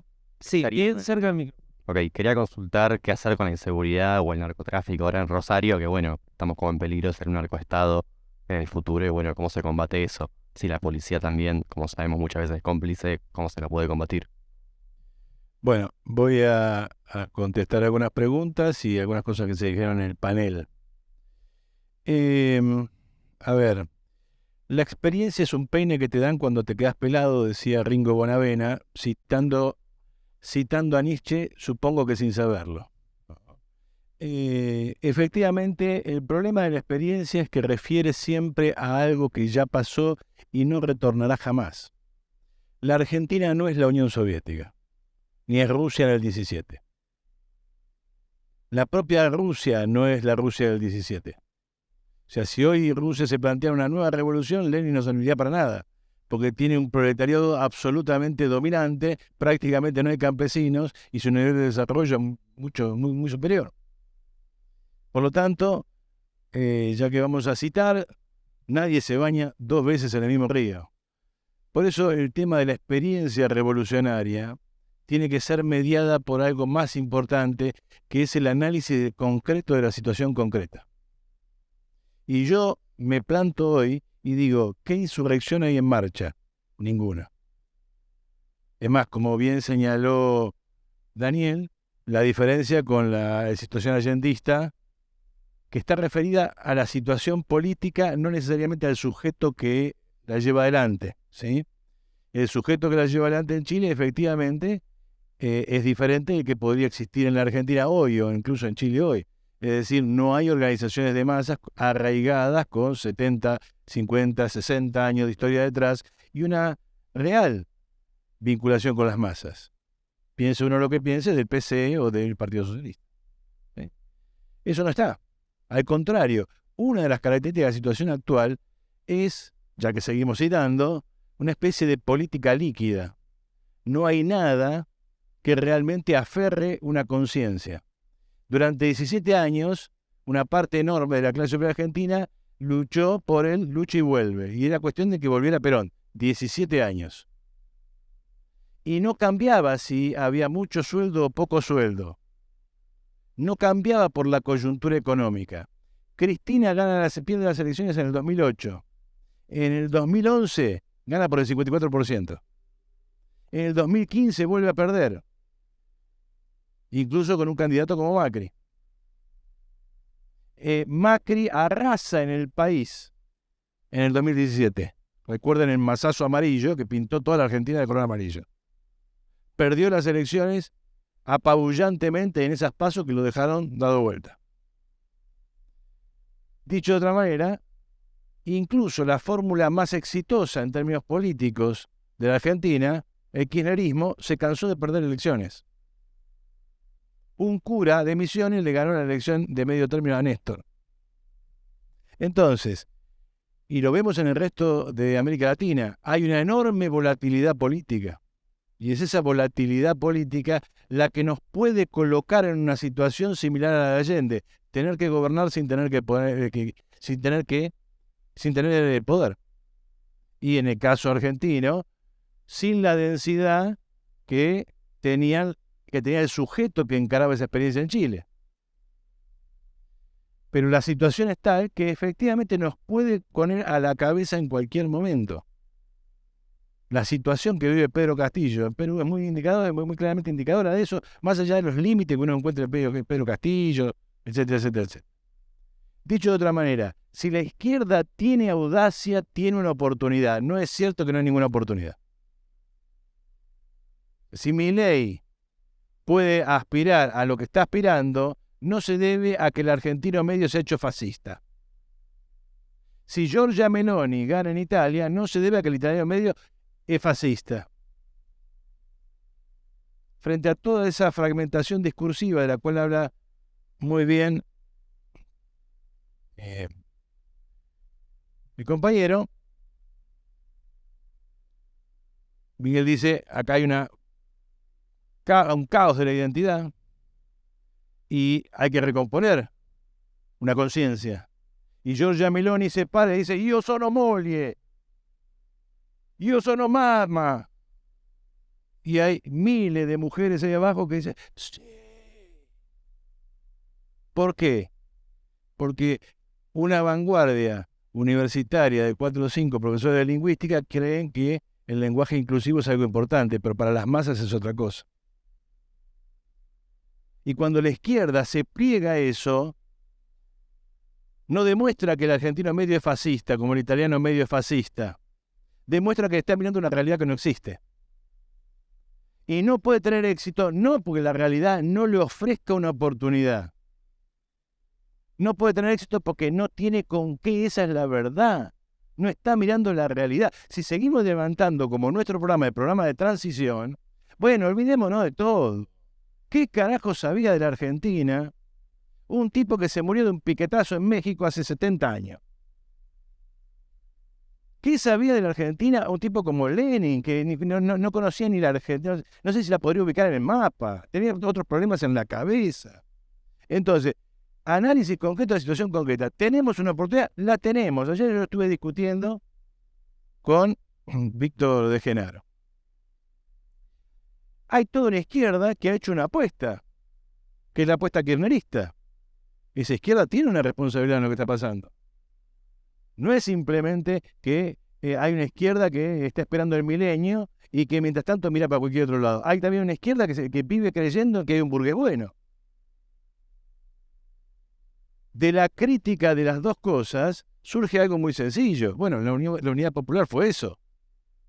Es decir, tendencias más o menos reformistas, más o menos radicalizadas, con tendencias muy radicalizadas, que dicen vamos a intentar una unidad que tenga que ver con la base de la unidad de la clase obrera y un programa de corte socialista. Entonces, ¿tenemos una oportunidad? La tenemos. El que no la ve es porque está en otro país, porque si Milei puede ser presidente, bueno, listo. Entonces, suicidémonos, porque si Milei puede ser presidente y nosotros no, un par de cuestiones más y paso el micrófono. El tema de la... Hay que aterrizar al socialismo. O sea, no puede ser que el socialismo sea algo tan excelso, una dama tan blanca y tan virginal que no se la pueda tocar so pena de mancillarla. Yo repito siempre la misma anécdota. Aparece la carta de amor que le escribía Bart a su maestra. Como Bart se hacía pasar por un amante supuesto, le escribía carta con otro nombre a su maestra y su maestra quería concretar. Y Bart tenía que eludir esa concreción. Y entonces le pregunté, ¿cuándo nos vamos a encontrar? Y Bart contestaba, no sé. ¿Cuándo llegará nuestro amor a puerto? Algún día. ¿Cómo lograremos conquistar? De alguna manera. Cuando yo escucho a los compañeros hablar de socialismo, y parece esa carta. ¿Qué va a ser el socialismo? Algo, pero muy importante, tanto que no lo hemos visto jamás. No, aterricemos el socialismo y hablemos de cosas concretas, porque de lo contrario, la gente se va con alguien que le puede poner cosas concretas, aunque esas cosas concretas sean delirantes, como por prenderle fuego al Banco Central. Si no somos capaces de plantearle a la gente un programa real por el cual le vamos a explicar concretamente cómo vamos a cambiar su vida, olvidémonos de todo. Y último punto, antes de contestar las dos preguntas, no nos peguemos tiros en el pie. Digamos, por muy heroica que sea la experiencia del Che, por muy heroica que sea la resistencia vietnamita, por muy heroica que sea la URSS en la guerra civil, ir a decirle a una generación de jóvenes, acompáñame, que te voy a llevar a un proceso del que probablemente no salgas vivo, que arrastra 30 millones de muertos, no parece una buena posibilidad. Yo no soy ingenuo, lo señalé. Fuera del poder, todo lo demás es ilusión. Y el problema es conquistar el poder. Y lo que estoy señalando es que el problema es que no estamos en condiciones insurreccionales del poder. No existe ni siquiera esa densidad de la cual hablaba Daniel. Pero sin embargo, la situación nos pone frente a la posibilidad de llegar a algo que se llama gobierno. Porque si no nos interesa eso, entonces ni siquiera nos presentemos a las elecciones. Es una estupidez presentarse a las elecciones. Me presento a las elecciones para ganar y gobernar. Y cuando quiera gobernar me voy a encontrar con todas las cosas que sabemos del Estado burgués, la legalidad burguesa, etcétera, etcétera, etcétera, que nos van a tratar de impedir. Una oposición burguesa que va a tratar de movilizar toda su fuerza, que va a tratar de movilizar a la gente. Lógico. Y frente a todos esos problemas, quiero tener esos problemas. No, pero escuchame, vas a llegar a la final y en la final está Mbappé, está bien, pero llegué a la final, hermano. Entro a la cancha y juego. Y en la cancha son 11 contra 11. Ahora, una izquierda declamativa que no quiere entrar a la cancha, simplemente le regala la democracia a la burguesía, le regala la política a la burguesía, porque la democracia burguesa es la política tal cual existe hoy. Y cuando nosotros decimos que ellos gobiernen y nosotros vamos a tener una voz, lo que estamos diciendo es que le regalamos la política. Y nosotros no hacemos política. Y nos contentamos con ir a las fábricas a agitar y ver si algún obrero, que escasea últimamente, nos da pelota. Nosotros también tenemos, en Razón y Revolución, frentes sindicales. Acá, así como lo ven, el compañero es un dirigente sindical de primer nivel de ATE-CONICET. Y tenemos compañeros en otros sectores. Ahora, dígame cuál es la huelga importante, no digamos cordobazo, desde 2001 hasta acá, que uno puede reseñar. Una, dos. Vamos, digamos que hay 11.000 hay 11.000 empresas en Argentina. Bien, bien. Entonces, veamos la realidad. La realidad objetiva es esa. La realidad objetiva es que podríamos llegar al gobierno sin tener nada que se le parezca al poder. Y que yo, como revolucionario que soy, acepto el desafío. No le escapo el bulto. Si esa es la situación, ahí estamos. Esa es la canción, ahí bailamos. La izquierda le escapa el bulto. Algún día vendrá la revolución y seremos todos felices. Entonces, siendo este el problema hoy, ¿cómo es posible superar la situación? Bueno, es obvio, yo te puedo responder de modo muy inmediato y elemental, pero eso no se puede responder a menos que esté en la situación. Yo hoy te puedo decir algunas cosas. La primera cosa es quebrar el frente militar. Por ejemplo, nosotros creemos que es una medida elemental la sindicalización policial. Por ejemplo, destruir el Estado negro, o sea, el vínculo entre la política, la policía, las barras bravas y el narcotráfico. Y ahí voy a la pregunta de otro compañero. La guerra contra el narcotráfico no es la guerra contra chicos que quieren fumar un charuto. La guerra contra el narcotráfico es la guerra contra el Estado negro. Porque el Estado negro se financia con eso. Hay una cosa que conecta ese búnker de Rosario con el concejal, el diputado y finalmente la estructura política a la que pertenece. Cuando, allanan una oficina de la Policía de La Plata, encuentran todos los sobres, cada sobre tenía el nombre de a quién iba, de toda la recaudación policial. Eso hay que destruirlo. Porque además eso es la base de reproducción de los partidos burgueses. ¿Cómo se cree que ganan las elecciones los intendentes del conurbano? Los del PRO y los del no PRO. Entonces, ahora, va a llegar un momento en que la oposición se va a militarizar. Y va a llegar un momento que va a haber un enfrentamiento, te guste o no. Vos tenés que preparar las condiciones para ese enfrentamiento, tener todo el ascendiente posible sobre las Fuerzas Armadas, tener toda la posibilidad de organizar masas propias. Por eso, Larreta se organiza la policía de la Ciudad de Buenos Aires. Nadie le puede decir que está destruyendo el Estado por eso. Yo me puedo organizar la Policía Federal, la nueva Policía Federal. Solo con destruir la policía de la provincia de Buenos Aires y organizar una nueva, tenés un ejército de 20.000 tipos. Entonces son todas cosas que vos vas preparando. Y obviamente lo tenés que preparar en silencio, porque como dice Sun Tzu, lo primero que hay que hacer es que el enemigo crea que no estamos haciendo nada. Termino. De manera tal de que me parece que es importante otra vez, plantear el desafío y caminar hacia ese desafío. No dejarnos arrastrar ni por el desánimo, y además tener una idea clara y concreta. Dejemos de pensar en el socialismo como la última maravilla que va a aparecer sobre la tierra un día que baje Dios.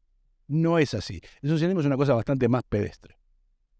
Y en 30 años lo único que podemos ofrecer nosotros es una estructura productiva que haya eliminado la burguesía en la mayor cantidad de ramas posibles y que ofrezca un nivel para la Argentina similar al de Suecia de los años 70.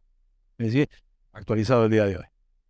¿Sí? Si no tomamos ese desafío, obviamente, si hay una revolución mundial, bienvenida sea. Nos prendemos, ¿no? Que vienen los yanquis, vienen los alemanes, hicimos la revolución, a ver, argentino, ¿qué quiere hacer? Lo que vos digas. ¿Hay una insurrección en la Argentina? No, pará que yo voy por la vía electoral. No, sí, una insurrección, gracias. Va a ser más rápido todo. Pero después de la insurrección, vamos a tener que gobernar también. Y las insurrecciones no garantizan el poder más que hasta el día siguiente. Por lo tanto, hay que gobernar. Y para gobernar hay que tener problemas, resolver problemas. Sí, un minutito nomás, no, ahora paso. No, que hay un montón de cosas que están abriendo realmente que da para charlar mucho y afortunadamente, ¿no? Y hay cosas que se van como enlazando. Creo que toda esta pérdida de iniciativa en lo que hace a lo eminentemente social y económico que tiene la izquierda, y quedar atrapado en las identidades como el fin último, hace que nos afane los trapos la derecha, digamos, en términos de cancha, ¿no? Es decir, se ponen plebeyos, ¿no? Agitan temas que tienen que ver con la economía y con el bolsillo de la gente, objetivamente. Entonces es por ahí, ¿no? Es por ahí, te agarran un monotributista que no llega a fin de mes y es el candidato justo a votar a Milei porque cree que esa es la causa. Porque está bien explicado. Está bien explicado. Y ahí es donde hay que, digamos, salir de esta suerte de cosa virginal de la izquierda y tratar de meterse más en el territorio de la disputa en esos problemas sociales que están en la Argentina de hoy, ¿no? Esto es un poco lo que estuve pensando a partir de la extensión que ha tenido el discurso de Sartelli, que ha tocado de nuevo todos los temas. Así que bueno, le paso a Pozzi, si no se me enoja. Yo me enojo porque, a ver, si algo me gusta de Eduardo es que siempre me incentiva a pelearme. Siempre me incentiva a pelearme. Lo primero con lo que decía el compañero, yo tengo 5 puntos. Uno tiene que ver con vos y no con Sartelli. La gente no vive del Estado, los empresarios no viven del Estado, los empresarios viven de nosotros. El Estado es un agente saqueador que garantiza la tasa de ganancia, etcétera, etcétera, etcétera. Digo, a menos que supongamos que realmente el problema es que la maquinita genera valor en la Argentina, viven de nosotros. Punto. Y por eso hay un empobrecimiento general de gran parte de la sociedad, no solo de los pobres, sino del resto, excepto ese 10% mayor. La segunda cuestión es, a mí me encantó la anécdota del peine de Ringo Bonavena, me pareció un chiche bombón. Ahora, como siempre, creo que a Eduardo hay veces que construye hombres de paja para poder polemizar. Realmente, si él entendió que yo estaba hablando del peine de Ringo Bonavena que estaba pelado, la verdad que no entendí un pomo lo que estaba diciendo. A ver, nosotros, perdón, yo totalmente, nosotros construimos sobre base de la experiencia pasada. Eso lo incluye a Sartelli cuando habla del movimiento allendista. No me jodan. La experiencia pasada. Lo cual no quiere decir vamos a repetir la experiencia pasada. A ver, en la noche de los tiempos, año 73, venían un montón de tipos y decían, vos lo que querés es Cuba en la Argentina. Nosotros teníamos claro que nosotros no queríamos Cuba en la Argentina, nosotros queríamos la Argentina en la Argentina, pero queríamos la Argentina socialista. Y que eso tenía una cantidad de características concretas, y que mirábamos a otros países que se llamaban socialistas y aprendíamos cosas de ellos, algunas para hacer y otras que no queríamos hacer. Una de las cosas que tenemos que aprender es que el momento de la toma del poder implicó una construcción larga anterior, donde te convertiste en alternativa, no solo porque organizaste gente, sino porque conocías el país y porque habías construido condiciones para el cambio social. Parte del problema de la izquierda argentina es que no construye un pomo. Vuelvo a decirlo, yo tenía la esperanza de que el FIT fuera esa construcción. Ahora resulta que el FIT es un frente electoral para el reparto de cargos entre partidos. Yo, que en su momento, 2011-2013, organicé en los pueblos alrededor mío gente en torno al FIT, hasta que bajaban las instrucciones de la conducción del FIT y nos enchufaban candidatos que no sabemos ni quiénes eran. ¿Sabes qué pasó con la gente común? Así, volaron todos. Y encima me pasaron la factura a mí por pelotudo. Y tenían razón. Absolutamente razón. Esa fue una experiencia. No la quiero más. Pero aprendí de esa experiencia. ¿Qué quiero? Otra cosa, no eso. Eso nos lleva a otra cuestión que es importante. Yo rescato muchísimas de las cosas que dice Eduardo. Entre otras cosas, rescato que estemos discutiendo estas cosas el día de hoy que han estado ausentes de la izquierda argentina durante 40, casi 50 años. ¿Está claro hasta ahí? Bien. Creo que el problema central de lo que plantea Eduardo es la suposición que vamos a llegar al gobierno por vía electoral. Y en eso se basa, dice, hay una cantidad de tipos estrambóticos que están ahí, ¿por qué no puedo ser yo también un estrambótico y llegar? Entonces, menciona desde Bolsonaro hasta Boric, pasando por Petro y, bueno, qué sé yo cuánta gente más. La realidad es que los más interesantes estrambóticos que habría que mencionar, como Evo Morales, llegaron a través de ese proceso de construcción previo, gris y cotidiano del que hablaba Lenin, y que todos nos olvidamos el día de hoy, que implicó organizar comunidades, plantear cosas, llevar problemas. Cuando llega la elección, tiene una acumulación de poder que además le permite. ¿Se entiende eso? Nosotros tenemos que llegar a esa acumulación que es la que no nos estamos planteando. Entre otras cosas, porque no nos estamos planteando, porque una discusión que no hemos tenido el día de hoy, ni ayer, ni tampoco hace 50 años, es el problema de la conciencia. ¿Cuál es la conciencia de los trabajadores en la Argentina o del pueblo argentino? Si están en mi partido son conscientes. Mentira. Yo conozco montañas de PTS. Si son socialistas, ni ellos se dieron cuenta. Así de simple. Es más una relación familiar, o sea, no porque sean familia, sino porque están juntos y con tensión y van a todos lados, etc. Pero es parte del problema de cuando captan un compañero un poco más pensante que plantea cosas, no lo pueden contener. Y la fuga de gente que entra y sale de los partidos de izquierda es infernal, lo cual debería indicarnos que hay muchos zurdos también en la Argentina, o por lo menos gente interesada en ese tipo de cosas que no tenemos respuesta ni sabemos qué hacer. Como nosotros no tenemos respuestas, la derecha capta. A ver, el compañero plantea el problema del narcotráfico en Rosario. ¿Cuál es nuestra respuesta? Yo te digo, en el 73 yo le hubiera dicho a los tipos autodefensa de masas. Capaz que era una cagada y estaba equivocado de acá a la cochinchina. Pero una respuesta concreta. Bueno, y claro que era así, pero era concretita la respuesta.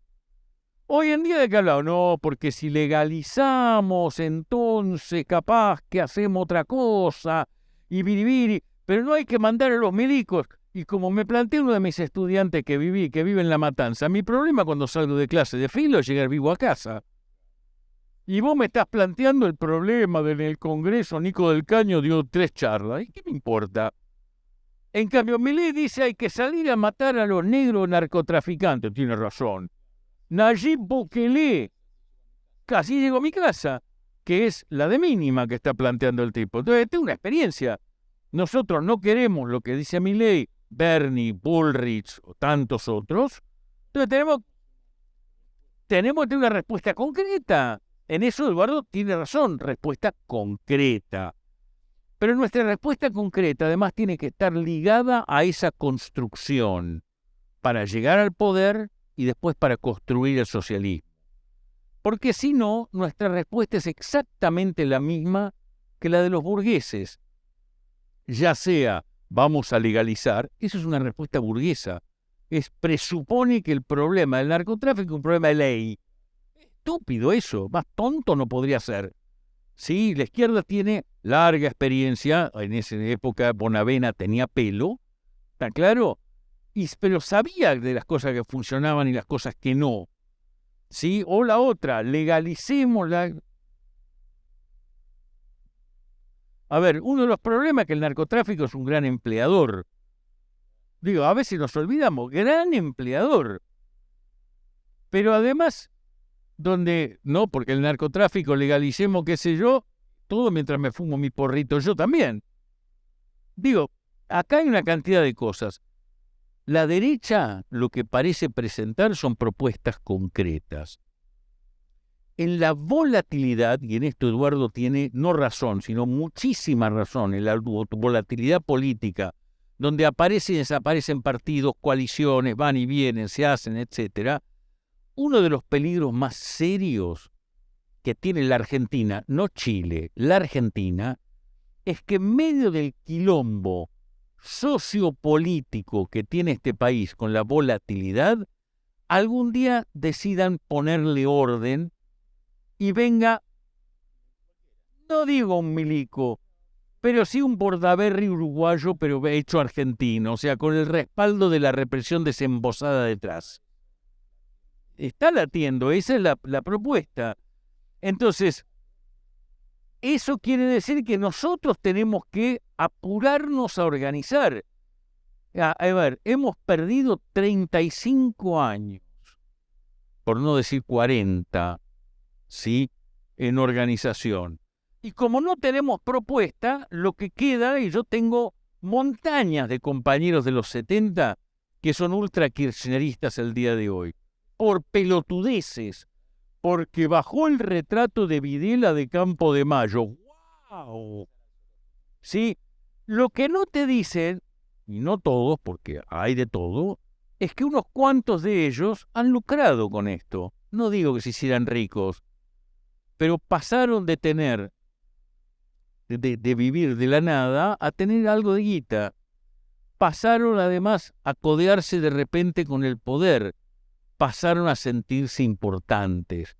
Y a mí me recuerda muy mucho, y sin ánimo de ofender a Daniel, a una cantidad de comunistas que en el 73 se hicieron peronistas. Y que de repente eran peronistas. Y otros que en el 83 se hicieron alfonsinistas. ¿Sí? Siempre hubo un atractivo de gente que es seducido porque su nivel de conciencia es cero y porque no hay otra propuesta. Y ahí, entonces, creo que un programa real, Eduardo tiene razón, es central y es fundamental. Pero también un programa real que tenga una construcción cotidiana en diversos lugares, formas de organización para gente que no quiere estar en tu partido, que quiere estar en distintas maneras, desde asociaciones estudiantiles hasta el grupo de médicos. Pero tienen que haber, la izquierda no está impulsando eso.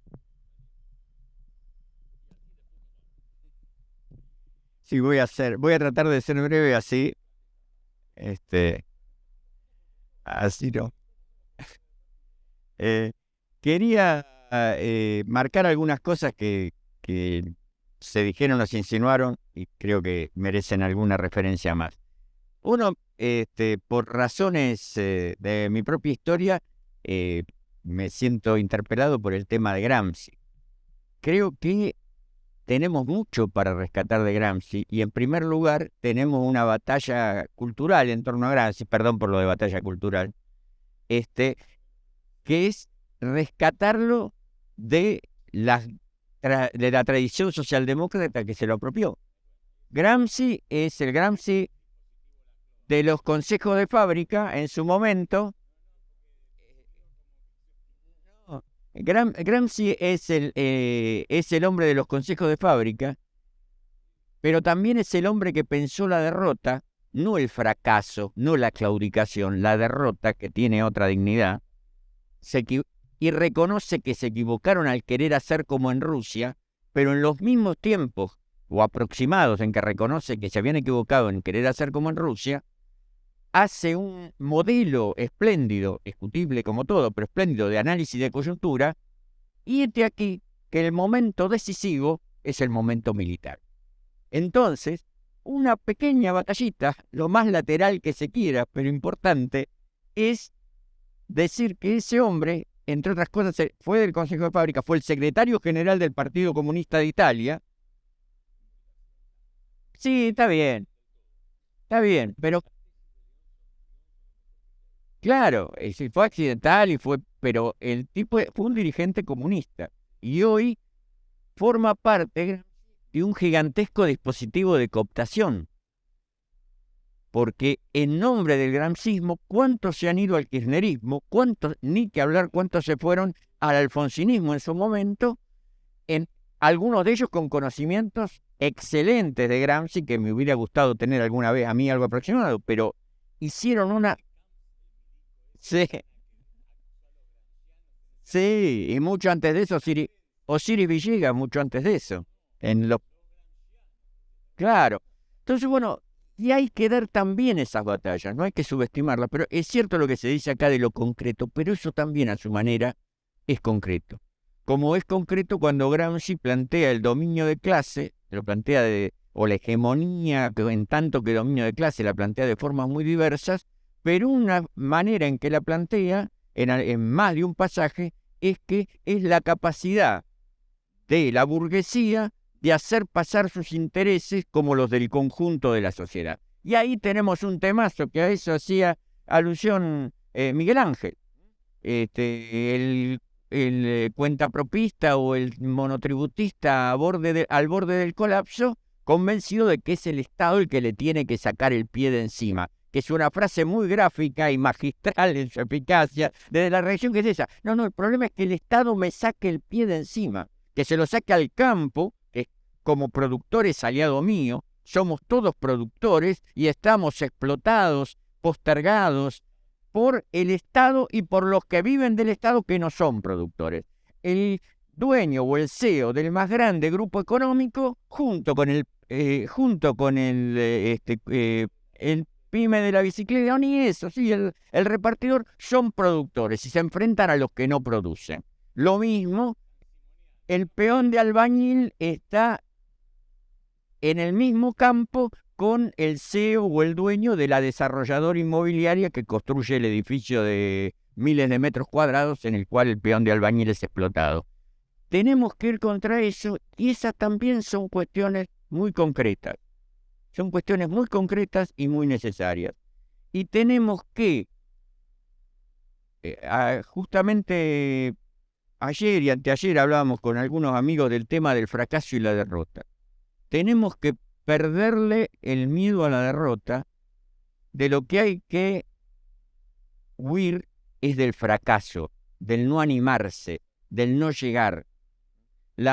En la Revolución Alemana, y perdón por meterme en temas que seguramente los otros tres manejan mucho mejor que yo, pero en la Revolución Alemana, una cosa fue en 1919, 1921 y otra fue en 1923, cuando suspenden la insurrección y en Hamburgo no se enteran. Es decir, ese fue, me parece, un fracaso, no una derrota. No dar la batalla, un suspender, un dejar pasar la oportunidad.